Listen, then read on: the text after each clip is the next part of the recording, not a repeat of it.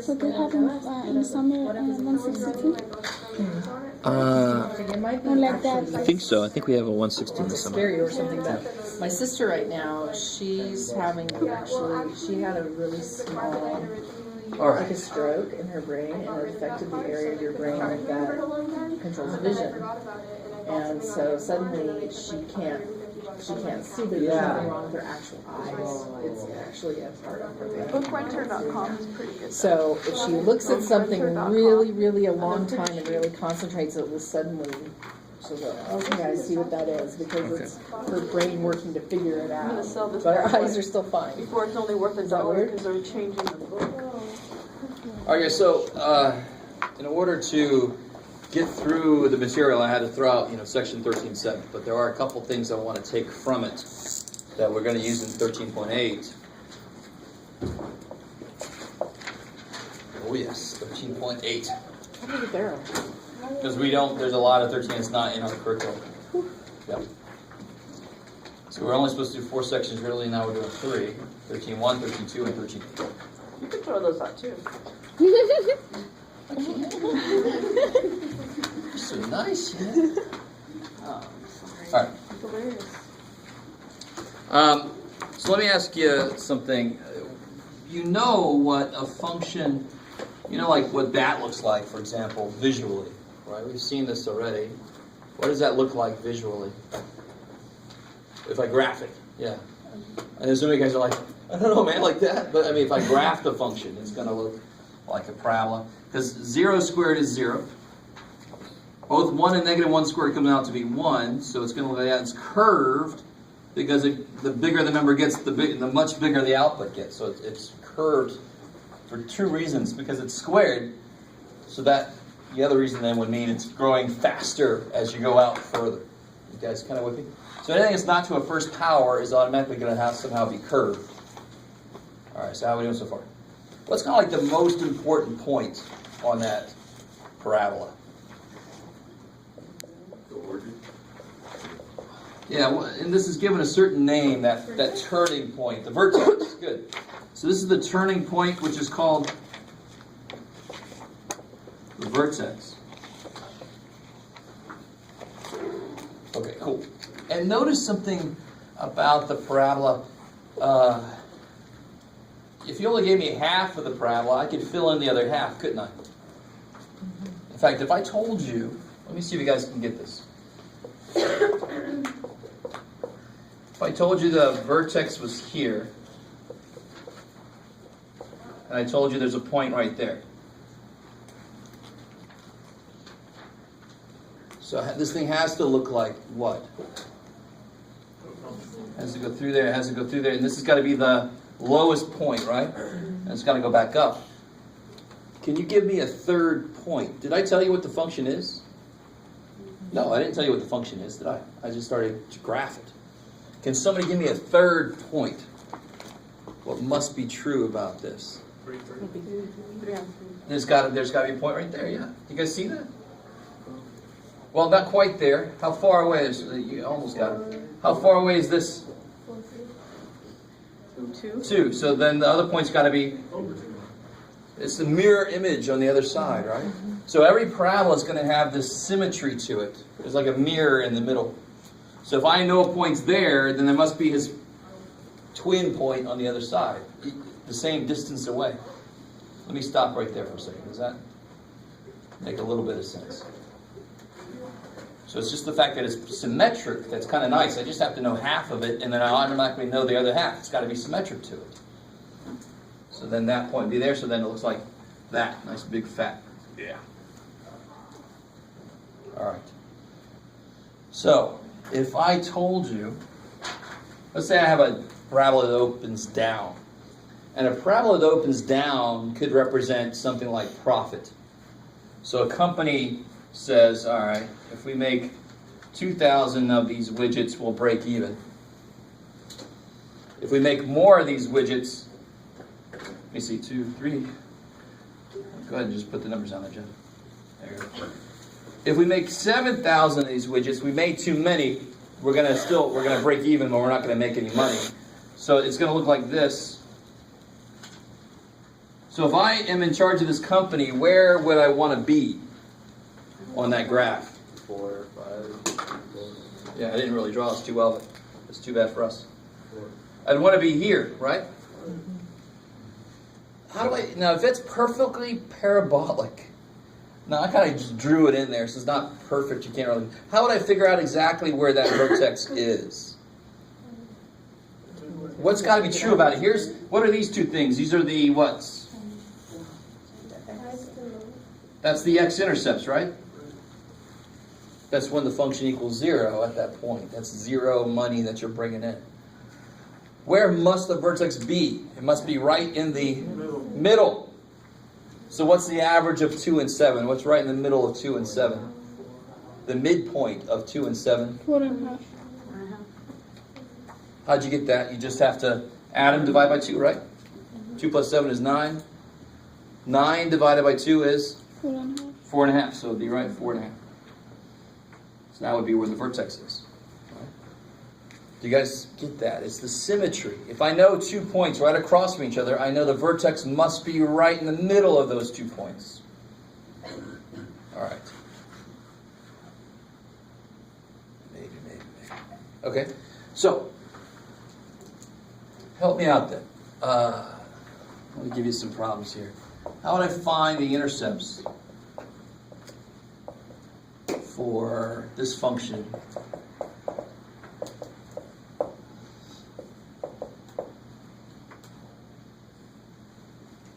Oh, I make it something that'll work. Hey, there you go, Jeff.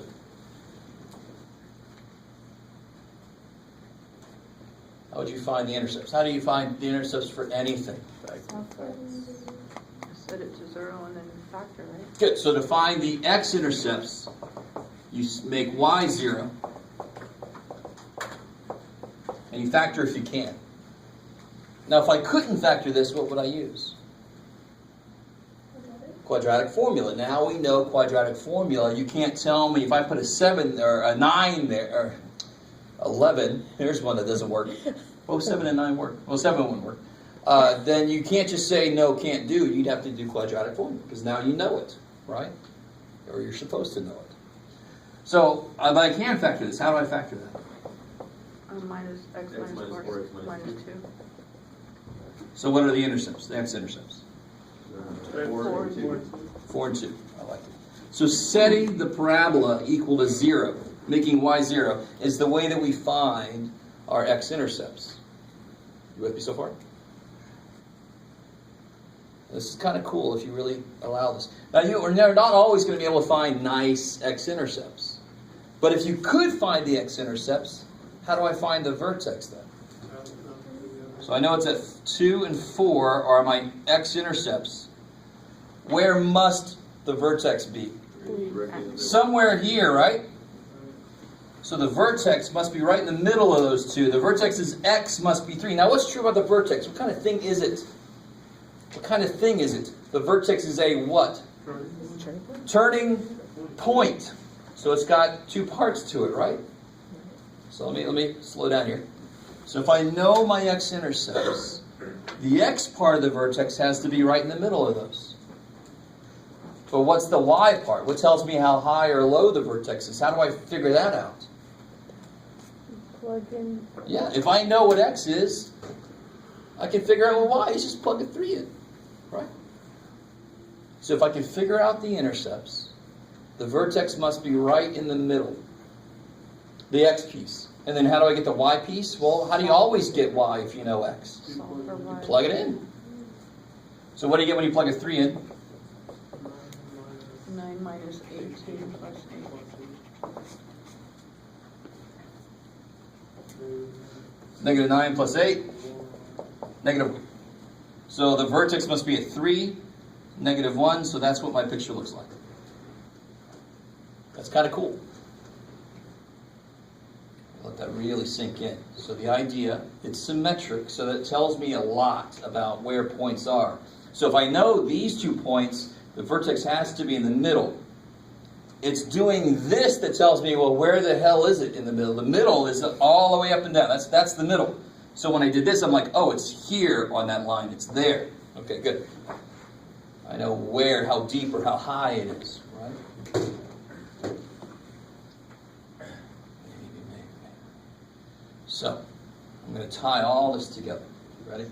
So 13.7 is the graphing section, so I've skipped it. So basically, in the graphing section, you would be doing basically what I'm doing, right? The 13.8 is slightly more important. It's using the idea of how to find the vertex to solve your favorite things in the world. And you're like, Jeff, why didn't you throw 13.8 out? Because there's word problems in section 13. Baby. So in general, if I'm given this, let's say I'm given this, and I want to figure out the intercepts, what would I have to use if I can't factor it? Quadratic. And the quadratic formula answers this question. When is the function 0? When is that equal to 0? So the quadratic formula gives you x-intercepts. That's the purpose of it. Right? It sets a function equal to 0. It finds x-intercepts for me. So watch what's kind of cool about this. So there's the quadratic formula. If I rewrite this, could I write this as negative b over 2a? In fact, this is how it was, that second to last step when we developed it. And then we put them together. Give or take this business, right? Really throwing a lot at you, but, 3-week course, I do that every day. Now this is really kind of cool. If I knew what the intercepts were, the vertex's x piece must be right in the middle. Is everybody with me on that? Because of the symmetry. So that piece is easy. That is how I could always find the x-intercept. That will always work. It would even work here. If I put 1, -6, and 8 in, of course it would work. Because the quadratic works on things that are harder than this, so it'll eat this up for breakfast. Right? It will pop out 4 and 2 for you. It's just that factoring is quicker. Right? So now watch this. It's kind of cool. I said this earlier. I've said this a couple times. This is negative b over 2a. Give or take that mess. Right? Is that cool if I say that? Plus or minus is give or take. Right? All right. So there's my negative b over 2a. Whatever that number is, I don't know. But how would I get to this intercept? I would go up this much. And how would I get to the other intercept? I would go down this much. So that would be one intercept, and that would be the other intercept, right? Negative b over 2a plus that is there. Negative b over 2a minus that is there. Are you guys still with me? So if the vertex is in between the intercepts, whatever the hell those intercepts are, then this must be the vertex. Negative b over 2a. It's an awesome shortcut. God, it took me forever to get there. But it has to really understand why it's... Now watch, this is really... you don't even understand how kick-ass awesome that is. This problem. Look at all the crap we had to do to find the vertex. Look at the original thing. If I use a shortcut, x equals negative b over 2a. What's b? Negative 6. So negative 6. What's a? 1. X equals 6 over 2, which is 3. Right? That's what we got earlier, 3. And then I just throw a 3 in to see what the y piece is, right? So it's all based on, if I knew the intercepts, the vertex's x piece must be right in the middle of those. This finds me the intercepts, and what's in the middle of this expression? Negative b over 2a. Because that's what I'm adding and subtracting to it, so that must be right in the middle. So now if I have a company and I want to know, Johnson, what's our maximum profit going to be? How many things do we have to sell to get to our maximum profit? Well, then I have to just do negative b over 2a for whatever this equation is. And I can tell them, well, we got to sell 14 million computers and we're all dead. We can't make that money. But at least I know my goal, right? So this is normally the functions that are used for business are more complicated than this. But even if they get more complicated, I want you to realize that they have pieces to them that look like parabolas, don't they? This is what it might look like. This is one good place to be, but that's an even better place to be. And if the most things we can make is this many, then too bad for us, we'll just go shoot for that one. We're always trying to maximize our profit. And then the next week, this might shift a little bit because demand goes down or oil prices go up. So to make it cost more money. You guys got it with? So my friend Sean is a financial analyst. He makes a butt ton of money, right? And it's an actual mathematical unit of measurement. Because he analyzes the demand, he tweaks the equations, and he sees what the new goal will be as a part of his job. Anyway, semi with me here? All right. So, by God, let's actually try a real problem out and see how this all comes out. So, out of everything I just said, this is what comes out of it. Isn't that crazy? That's what we're doing. That's the X piece. How would I find the Y piece? Plug that back in. So, let's try a couple problems out. Let's see, but what I hate is a teacher that just says, here's a formula for finding the vertex. I would sure save a lot of my freaking voice, but wouldn't make any damn sense.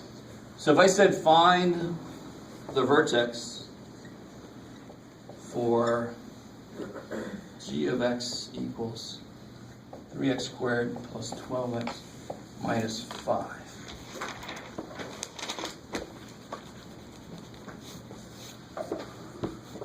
So there's two pieces. I got to find the x piece and the y piece. How do I find the x piece? Negative b over 2a. And your a is 3. Good. My a is 3. And a negative 12. My b is 12, so negative 12. So negative 2. Yeah, negative 12 over 6, negative 2. That's the x piece, so I got the x piece of my vertex. To get the y piece, what do I do? Plug it back in. So y equals 3 times negative 2 squared plus 12 times negative 2 minus 5. So 12 7, I think. Yeah, it'll be 12 minus 24. Oops, got it. Minus 5. Negative 17. That's weird. Why does that look weird to me? Oh, that's why. Okay, I see what I'm doing. Yeah, negative 17. My bad. Didn't come out the way I thought it would, but that's fine. So the vertex for that would be at negative 2, and negative 17. And actually, the way you can tell if it opens up or down is by this number here. If that number is positive, it opens up. If that number is negative, it opens down. Cool. Which number? The first number, yeah. So if I see this and I say, will this have a maximum or a minimum? Well, it opens up, so it's going to have a minimum. If it opens down, it's going to have a maximum. So you're... Wait, so how would you put the, how would you write that down? It's positive? Yeah, if A is positive, it's got a min, because it opens up. If A is negative, it's got a max, because it opens down. So we're ready for a full-blown problem. That wasn't really a full-blown problem yet. But your vertex is your x, which is negative 2. The vertex is a point. So this shortcut is to find the x piece of the vertex. You still have to find the y piece to make a complete vertex. So now you've found a point. You've got a negative 2 and a negative 17. So yeah, so that'd be about right there. And then it opens up from there. Okay. Yeah. To get it more precise, what would the y-intercept be here? I didn't talk about that earlier. That's my bad. The y-intercept is remarkably easy.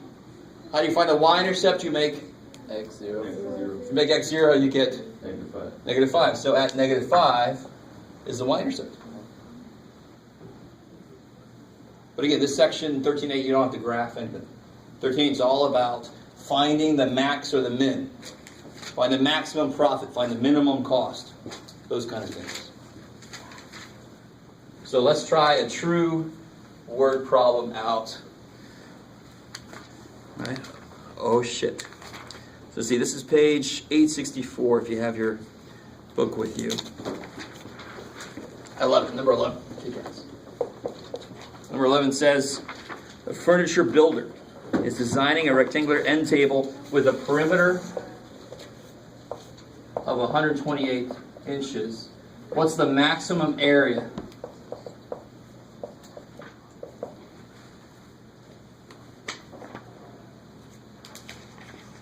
That he can get out of that. Good. So a really good place to start is to draw the picture, right? So you're looking at the surface, and you're not looking at the whole damn table. You just care about the surface. You want to have a lot of areas you can put all your shit on it, right? You bring a table in your house, and all of a sudden there's shit, and you're like, where did that shit come from? If it wasn't there, who knows where it would be? So you have... What page was it? Page 864, sir. Okay, thank you.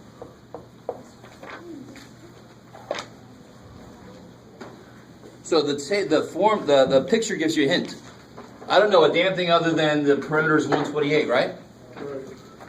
So this is the width and this is the length, or you can use X and Y. My L's look horrible, so I'm going to use X and Y, just because. Stay with me now. So what is it that they tell me in this problem? The perimeter is 128, so how do I write that equation? 2x. Good. Plus 2y. 2x. Plus 2y. Because you got 2 x's and 2 y's, right? That'll make 128. Kick ass. And what do they ask me? What do they ask me about? What dimensions will yield the max? Maximum area. So what's the formula for area? X times y. X times y. Do you guys see this?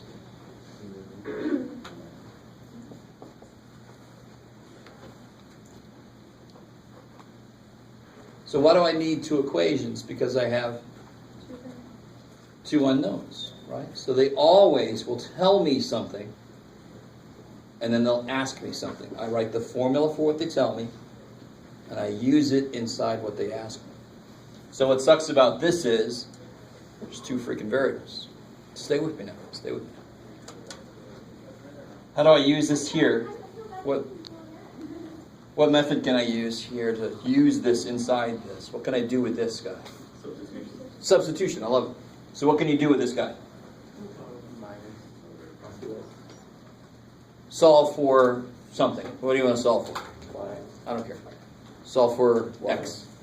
So how do you get x by itself? Subtract 2y. I get 2x equals 128 minus 2y. So then, of course, divide by 2. I get x equals 64 minus y. So this is what they told me. They told me that leads to this. I know that's true. So then how can I rewrite this area formula? 64 minus y times y. Can't you just plug in the 64 minus y in the very first equation? If you ever plug something into itself, you'll get circular logic. You'll get 0 equals 0. And then you'll think, oh, it's all real numbers or something crazy. Right? So no matter what he does, he's going to have the most area possible. That doesn't make any sense, right? So you can don't ever plug something into itself. Do you see how that equation is that equation just reorganized? So I have to use that together with the other thing I know to get somewhere. Otherwise, why would they tell me this? Right? So they ask me about the area. I've got to use this area formula. I could tell you guys love this. But the nice thing is, I want you to understand, almost every problem is going to have this kind of feel to it. They're going to tell you something. They're going to ask you something. You write the formula for what they told you. You write the formula for what they ask you. There's going to be two things you don't know, but you don't care because you can use that one to fill in part of that one. Now, how do I simplify that? 64 minus y squared. Is that kind of like in order? Is that in the right order? Because the thing people mistake here is they get the B and the A mixed up. And it's really important to get B and A right because one's on top and one's on the bottom. Right? So what order should this be in? Negative y squared plus 64y. So how do I find the vertex? Now, what's kind of bad for us here is we solved for x. We solved for x. When I do, let me see what it goes. Whatever this is what this formula gives me. So in this case, that's y. So it's y equals 2b over 2a. You understand this? Whatever that letter is, when I do negative b over 2a, negative b over 2a, I'm going to get that variable. So what is b? 64. 64. Good. And what's a? Negative 1. Good.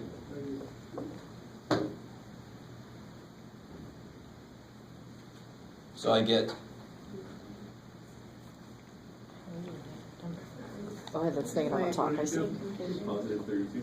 32. Cool. And what are they really asking for? They said, what dimensions will yield the maximum area? So I know the length has got to be 32. How do I get the width? Now you're What is this, first inches?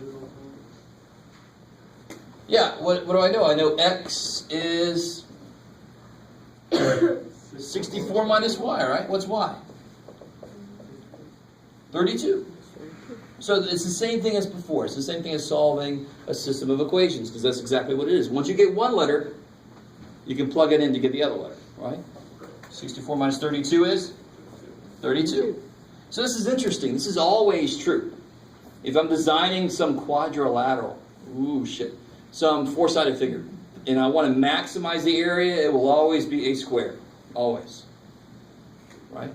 Now, if you go beyond that, what shape are silos in, where they store corn and shit? Have you ever seen on farms, peanuts and stuff? Circular. Circular. So a circle actually uses less material, but still has the same kind of area in the middle, right?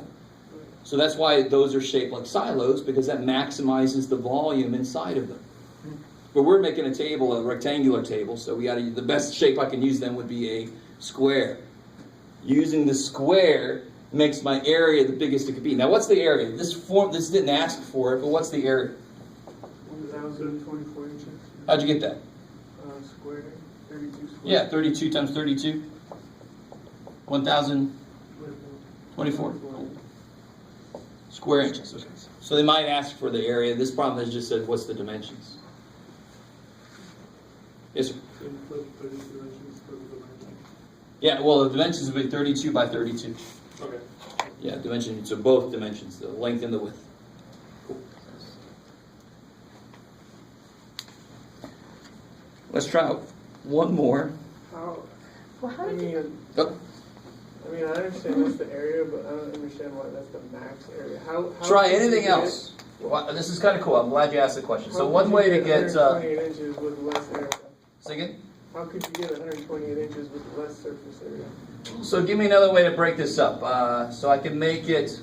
30. So these have to be 64 together, right? Because it would be halfway. What's this? 32 and 32 is... So that's 30 instead. That would be 34, right? 30. Is that still 128 all the way around? Yeah. Yes. Right. Well, what's the area here? 34 times 30. It's going to be less than 1,000. Yeah, it's 1020. What is it? 1,020. Yeah. So you lost 4 square inches, which is not a big deal, but still. Right? And it's because if you take it to an extreme, don't have any width to it, just make 128 straight across, it's got like no area to it. But it's not a perimeter, though. Well, in one sense it is. But you can see that it's, if you take it to an extreme, if I make this here, I'll make it like this. 163. 1 by, yes, and this is 63. I think that'll do it, right? 128, yes, good. What's the area there? 63. That's why it would be really silly to have a table. Not only would it be really hard to stabilize, but you'd have so little area to work with, right? It's sort of like making a gutter around your house. There's a certain dimension, there's a certain, you start with a sheet of metal and you bend up the edges. But how far in do you go to bend it up? If you go all the way to the middle and you bend it up, you got nothing. You got no area in the middle. If you don't bend it up at all, it ain't going to hold shit. So there's somewhere right in the middle where you bend it exactly at the right place so that it holds the most stuff in it. And that's kind of what you want your gutter to do, right? Does that make sense? But I like that you brought that up. At first, it just doesn't make physical sense. You're like, it's got the same damn perimeter. But yeah, go to an extreme example and you go, oh yeah, okay, so in the middle, it's going to have the highest. In the middle would be symmetric on both sides.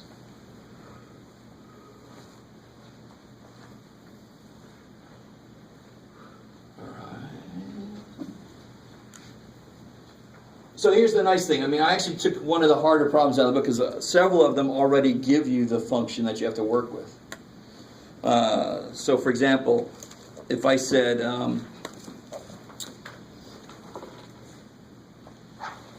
the cost function for some company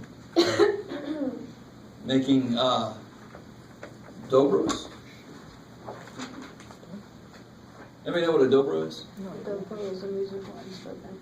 Okay, good. That makes sense. The name of the company is Sweet Harmony Crafts. All right, good. So cost for making this, if they make X of these dobros, is given by this here. So this is in the problem. They give you all this stuff. So you don't have to make your own equations. So this is not really a word problem. Can you figure out what the minimum cost is? How do I know it's going to have a minimum? How does it open? Up. So it's going to have a minimum, right? How do I find that minimum? You know it opens up because it's positive? Yeah, because that first number is positive, so it's going to look like that. Yeah. So how do I find that minimum? What's another name for the minimum? The vertex. How do I find the vertex? Yeah. So the letter I got here is X. So this will give me X. Negative B over 2A. What's B? Negative 0.7. So negative B over twice, and what's A? 0.1. Come with 0.1. There.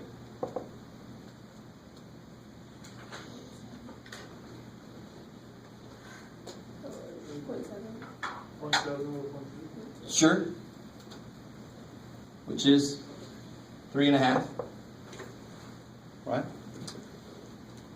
If you do it in your calculator, if you remember 0.7 over 0.2 is 7 over 2, which is 3.5. All right, y'all look a little worried. This is an easy problem because I know the shortcut needs me to know what B and A are. And if they give me the function, I know what B and A are. I just got to plug and chug. Got to put it B in, got to put A in, and bam, I got the X. What does X represent? The number of dobros. So they have to make 3.5. Now, of course, they tell you, let me tell you everything. Hundreds. So this is, X is in hundreds. So they have to make 3.5 which is 350.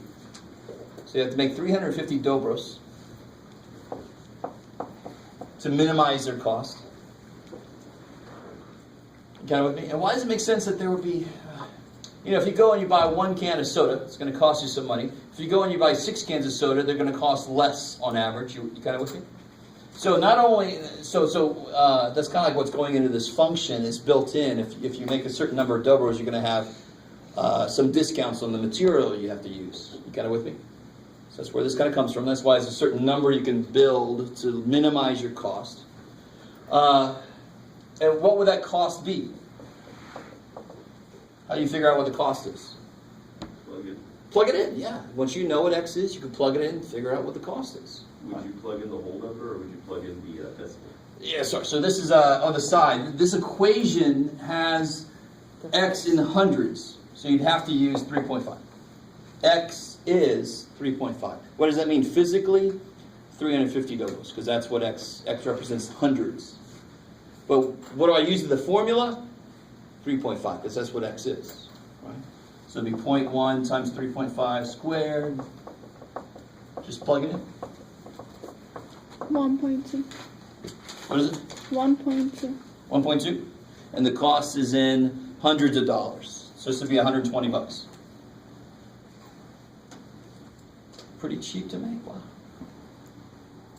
350 of them can be made for $120, and then they sell them for $15 a piece. Big old profit. Yeah. So, I mean, that would technically x and y values of the vertex, right? I love it. So So in this case, y is kind of like c, right? C is my y. Okay, so that's how you know that the cost is y, the y value. I like it. and the x. Okay. And even beyond that, this is the cost function. If I know what x is, I plug it in to get what c is. But yeah, c is acting like y here. I like it. Because that's a function of x. So that's acting like y would. All right, all right.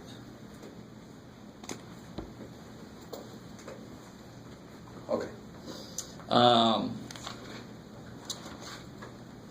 So that's section 13.8.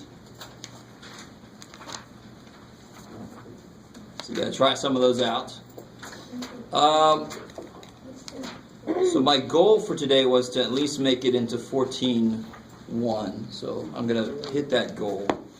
Let's do this. I do have a little bit of time here. Let me give you one more of these to try. And while you guys are working on that, I'll pass out the practice test.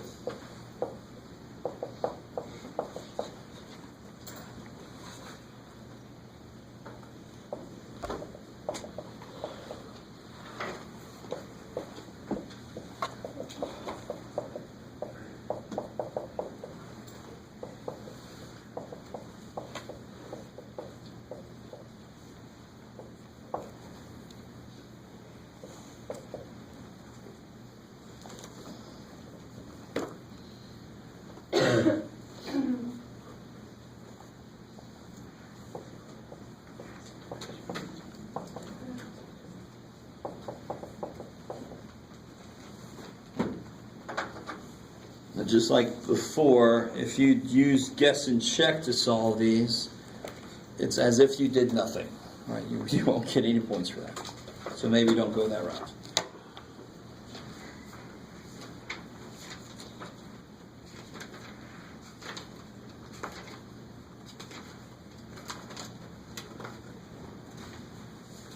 Which number is this? Oh, 19, yeah.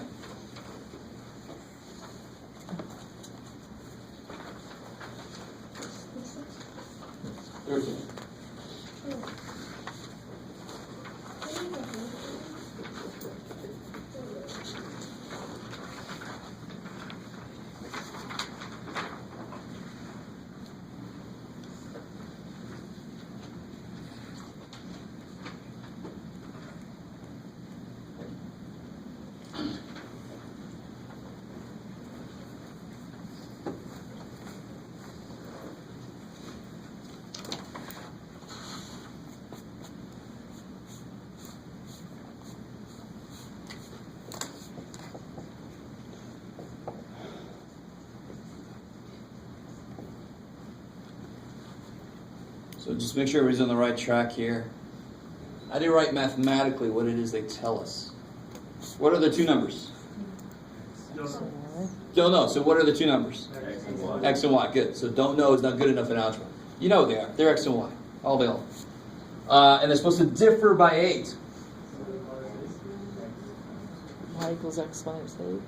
Or there's an x and X minus If two numbers X differ times by X. 8, their difference is 8, right? So their difference is 8.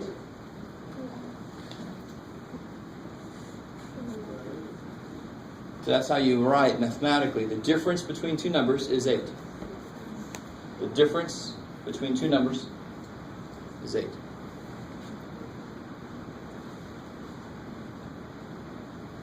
Now what do they ask me about? what the minimum The product of those two numbers. And how do you write the product of those two numbers? XY. Y. So you can even call it the product function, P's for product. But you don't have to. If you want a little function name over there, make it the P function, product function. And now, do you see what I said earlier? If they give me the function, that's easy as hell. Let that be easy. You just got to figure out what B and A are, plug them in, you're basically done. I mean, that's the nice thing. If you're trying to build your own, they're going to tell you something, they're going to ask you something, use what they tell you. in what they ask you, and it's going to come out quadratic. Because then you're at the point where you just got to figure out what B and A are, right? Give you a couple more minutes, see if you can go any further.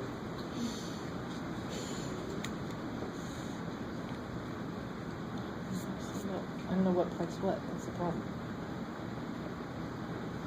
So, how do you use what they tell you to help you with what they ask you? You always use substitution.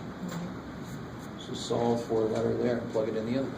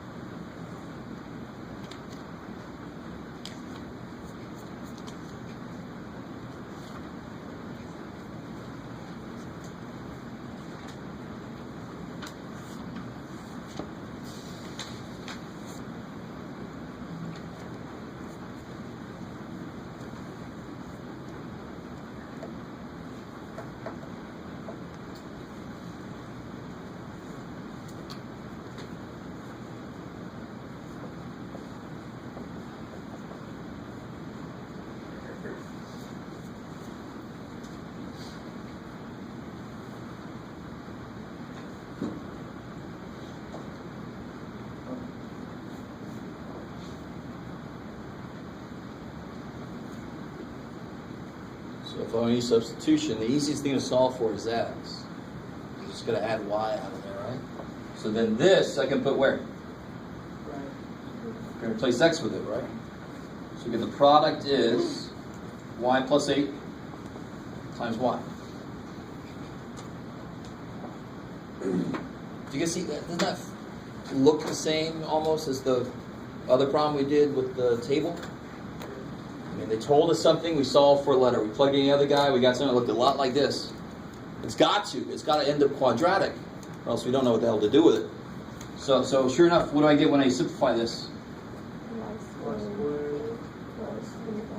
Can you determine what B and A are? Then you're golden, if you can do that. You're there. Now you're at the very easy step. Negative B over 2A, if you know what B and A are, you're good. In this case, what equals negative B over 2A? Y does. Y equals negative B over 2A. I really want to make sure you understand that.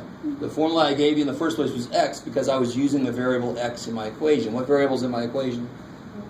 So that's what's going to equal negative B over 2A. It solves this for y.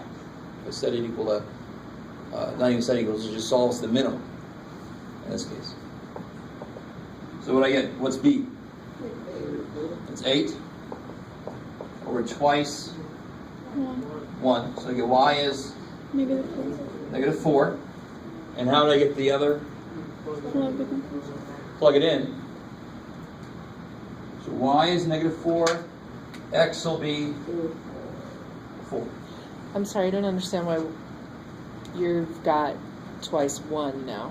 Where's the 1? So it's negative B over 2A. B is 8. What's A? The coefficient here. Oh, it's 1. Yeah. Those are the numbers. Those are the coefficients. Yeah. Okay. So that's the smallest product between two numbers that are different by 8. And if you think about it, like 2 and 10 are different by 8, but the product is 20. So you know it's going to want to come out negative product. That would be the smallest product I can get. That product there is negative 16, right? Anything else I try is not going to be that small. Freaky shit. But this pattern is repeated always. It's not, to me, it's a little easier than the earlier word problems. It could have been almost anything. The triangular base of a fountain. Oh shit, now it's a triangle. This guy over here makes twice as much as Fred. Oh shit, now it's money. Here it's always they tell you something. So you write down the formula for what that is. This time it was two numbers are different. Okay, that's easy. The other time it was the perimeter. Okay, that's 2x and 2y. All right, so whatever they tell you, you write the formula that represents that. Then they're going to ask you something. You write the formula that represents that. Then you solve one, plug it in the other dude, get your B and your A, there. It's almost always the same exact pattern that it follows. But the idea is really kind of awesome. It's maxim and min. It's one thing that business people use math for all the damn time. Right? And thankfully, other disciplines also use it. Okay. So, that's section 13.8. Too bad for you, I didn't throw that one out. More word props. So here's the last section we'll do today. 14.1.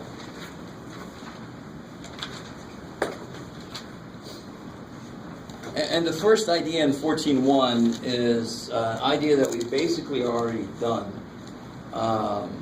Just want to make sure you guys realize we've already done it.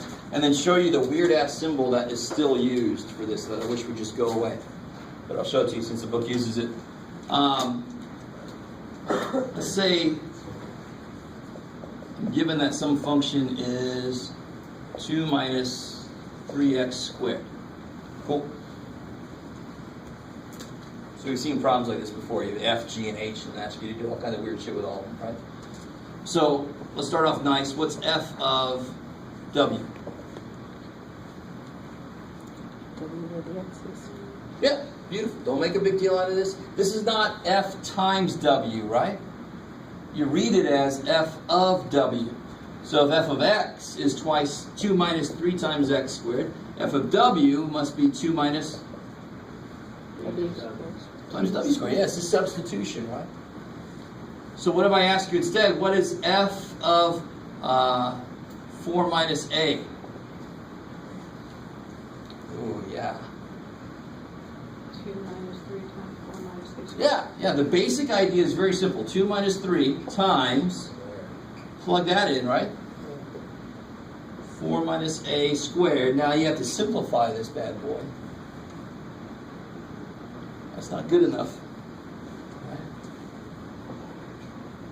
What do you do here? Yeah, can you take the 3 in? No. Hell no, because you gotta do power first, right? Before you do multiplication. 16 minus 2a plus 2a. Well, not minus 2a. Or 4, right? 4, 4, 8. Yeah. You know, you write that bad boy twice so you can see what's happening, right? So everybody with me so far? And then I can bring in the negative 3, so I get 2 minus 48 plus 24a minus 3a squared. And then I just put my like terms together and I'm done. Okay. We've done this kind of thing before, right? Mm-hmm. Definitely. Watch. We definitely have done this. I didn't ask you if you understood it. I asked you, have you done it? Now, hopefully understanding is not, the first step should be easy. It always is for functions. Whatever the hell's in here, you put it where you see x. Period. The only thing that can be hard, sort of, is just simplifying that afterwards, right? You got to be careful when you simplify. So, oh, there it goes. All right. Here's the new thing that happens in this section. It's nothing new at all. Let's say I'm given that f of x equals x minus 2, and g of x equals the square root of x squared plus 5. Let's see what you guys think about this. And I want to know what g of f of x is. Let that just sort of sink in. So what am I plugging into what? It would be x minus 2. Yeah, I'm plugging f into g, right? In fact, I can just start to replace stuff. What is f of x? X minus 2. Good. So this is called a composition of functions. I'm creating a function that's composed of other functions. That's why it's called composition. So what is g of x minus 2?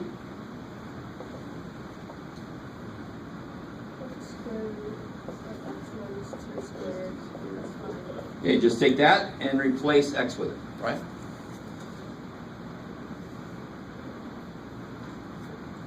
And now, of course, you have to simplify, right? So if you FOIL that bad boy out, you get x squared minus 4x plus 4 plus 5 is plus 9. Just to cut to the chase.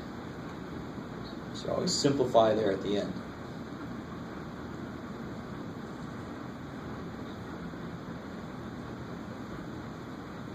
So it's nothing new.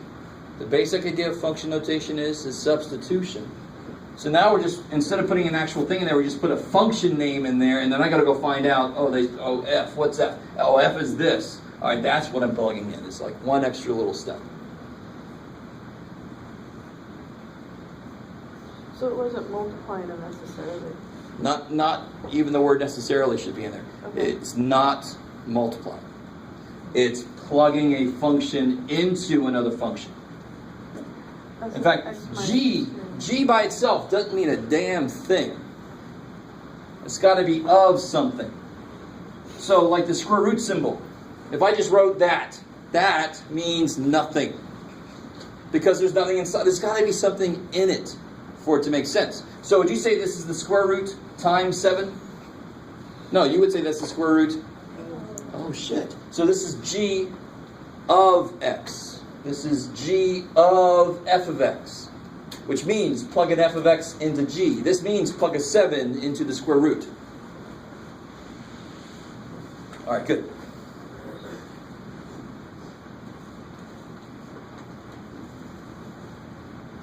Because I love it when looking at f there, if I said what's f of 3, what would it be? 3 minus 2. So f of 3 is 1. But then I have the student that goes, okay, let me divide by 3, so f is 1/3. See, it doesn't make any sense. It doesn't make any sense. You can't. This is not f times 3. This is f of 3. It's the same thing as saying square root of 7 equals x. Let me say it like this. Square root of x equals 7. Let me solve for x. I'll divide the square root symbol. Yay. Right? It doesn't make any damn sense. Oh. Okay. Maybe. So that's one idea, composition of functions. Now, the symbol that's used, which kind of sucks, this makes total sense to me, and hopefully you guys sort of agree. That means G is going into F, right? This is F with G in it. So what's going through my head now is the book and a lot of other places uses this notation, which I always find to be funny, because it's how students feel. The fog function is like, that's where I am. But that means the same thing as plugging G into F. So if you saw H composed with F, what's a better way to write that weirdness? H of F of X. That makes a lot more sense, right? This is the Hoff function. Good old David Hasselhoff. Hoff function. I don't know what that Hoff function does. I don't think I want to know. So you'll see the symbol in the book. You can immediately rewrite that weird shit with that. What are we doing? All right, so what's kind of funny is that was not overly bad. It's old stuff. We've seen it before. So to be honest, this should be easier, but so often it isn't. So using those same functions over there, right? Using the same functions over there. What is f of g of 2?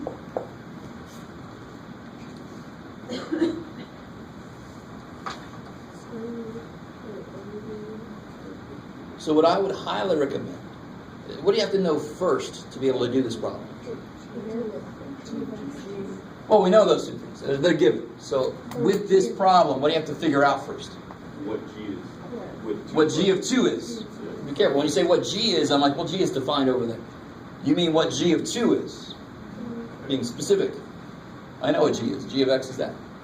So I want to figure out the inside first, of course. And what do I normally do in a simplification problem, like an order operations problem? You start on the inside first, right? Same thing here.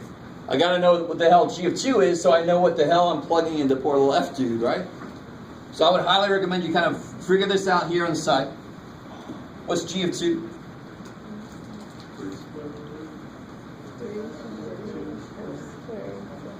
Yeah, so 4 plus 5 is 9, square root of 9 is... So now 3 is what's in here, right? G of 2 is 3, so I can rewrite this as F of 3. And then how do you get F of 3? 3 minus 2. 3 minus 2, which is 1. So F of G of 2 is 1. Inside out, like we always do. Work from the inside out. Okay, so it's just like, it's making you do 2 problems. At once. Yeah. So you could even figure out what F of G of X is and then plug a 2 into that, but to me, if it's giving me a number, it's just easier to figure out what the inside number is and then throw that to the outside function. Yes, ma'am. So on the one to the left, it's F G of 2. But to the one to the right, we have G F of X. I like it. So see how on this one I would plug... You use the square root function at the top for the one on the left. So in this one, I'm plugging this function into G, which is a square root function kind of thing, right? So that's why the square root was a big-ass thing. I plug that into this. This one's the other way. I'm plugging the result of a square root function into the F function, right? This is backwards. Here I plugged that into that. Here I'm plugging that into that. Because that's F of G. What's inside? G. This is G of F. What's inside? F. And if you look at it, where's F in this whole thing? Where's F? Inside. So they're definitely going to be different because one is G of F, I'm plugging the F into G, and the other one's F of G, I'm plugging G into F. They're different. Of course they're going to be different. Yes? Would it work if we just plug in the square root of 9 instead of 3? You eventually have to say it's 3. Right? Because then if you plug in the square root of 9, you get square root of 9 minus 2, which isn't like terms. But square root of 9 is 3, thank God, so then I can do it. Yeah. Yeah. So the answer in the end would be written as F of G of 2 equals 1? Yeah, good. You can do that. I can follow this, or you can do this. Cool. All right.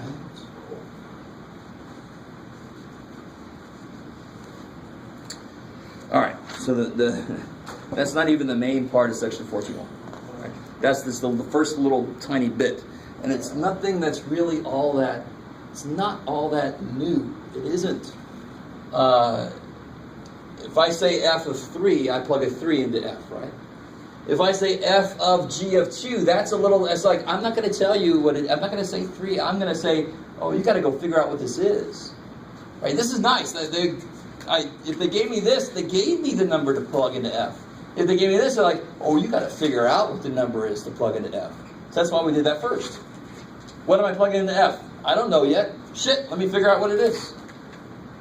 Once I know what that is, I know what I'm plugging into F. So here, you guys try this.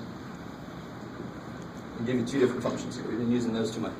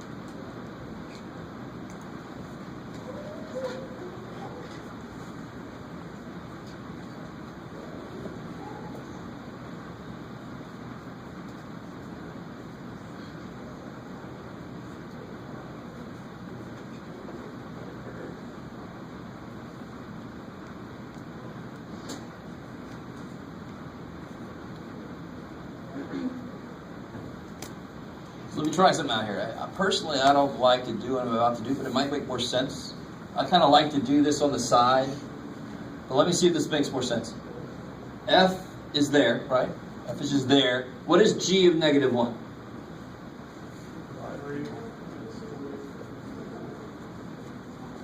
I don't know. Is that better?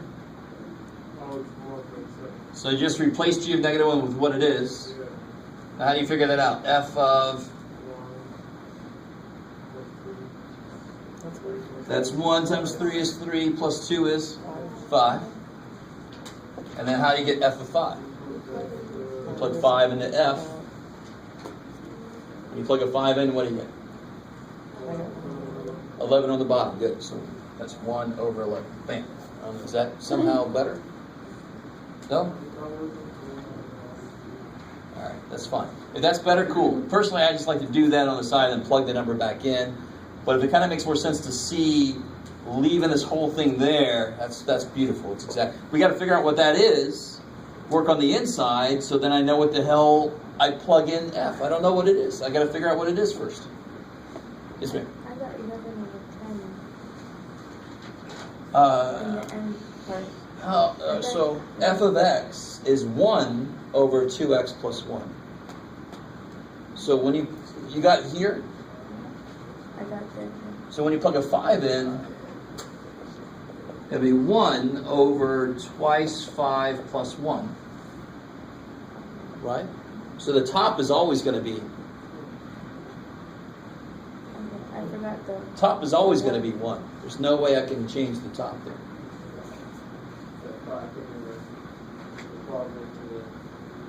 Is that better? Okay, good. See, I'm flexible. I can tell you guys really didn't like the other way too much, but hopefully this is fine. There's nothing technically wrong with this. This is fine. Cool. So what about this part? Now again, what am I plugging into F?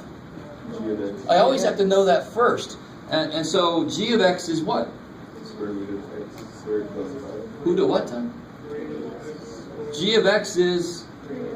Oh, I'm sorry, not over there. Oh. These two. I was like, where the hell is that? Okay. So I replaced G of X with what it is. Same thing we did here, really, except it wasn't X, it was negative 1, right? So here's just X. And then what do I do with this? Plug it into F.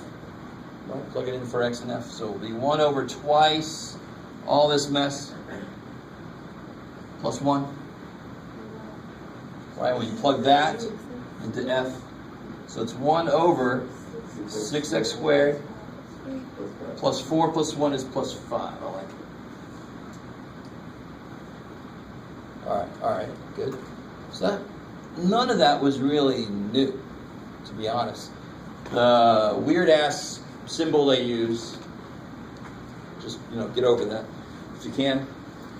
The fog function. Trying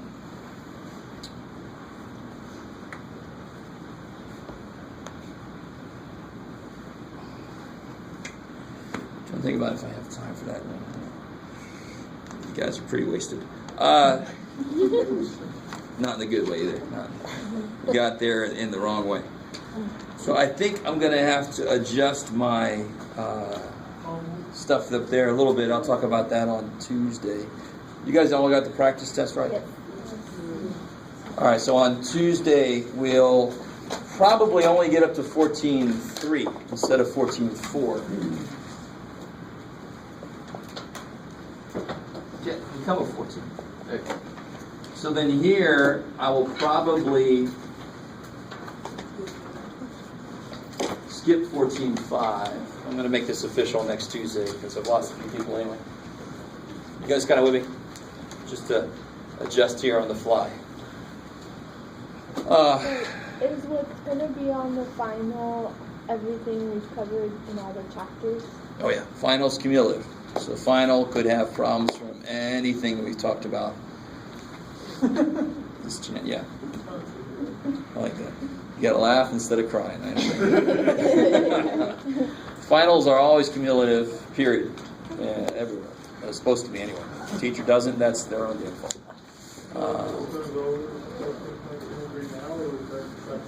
No, I'm letting this go. I thought you said we were going to just take 2 tests, so I was like, wait, there's a final too? So. Aw. No, there's always a final.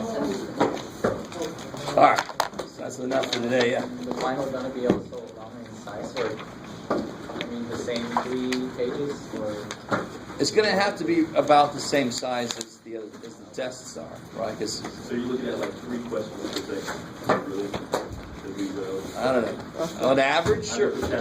There might be some that are more represented than others, right? But you never know which ones. So what exactly is going to be on the final? I don't know.